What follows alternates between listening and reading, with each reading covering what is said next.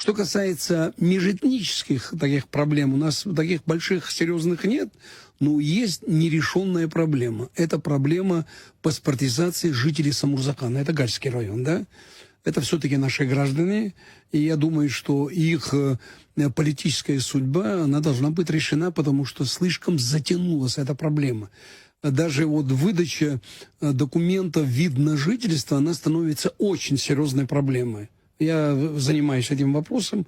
В Общественной палате я являюсь председателем комиссии по межэтническим вопросам и по интеграции жителей Гальского района в социальную среду Республики Абхазия. Да? Она серьезная проблема, и мы должны его в ближайшее время рассмотреть и решить судьбу этих людей, политическую судьбу этих людей. Да? Один из старожилов в селе Блабрхуа сказал следующее, я это никогда не забуду, это вообще это пример для многих. Он сказал по-абхазски следующие слова.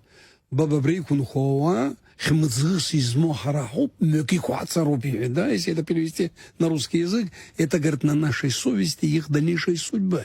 И мы должны как-то этим людям помочь, чтобы они адаптировались в нашу среду.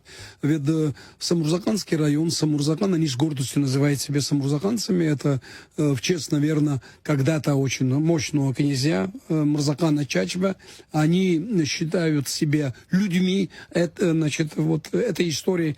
И я думаю, что им мы должны помочь в этом вопросе. И такое решение должно быть. И я думаю, что наш народ это будет приветствовать.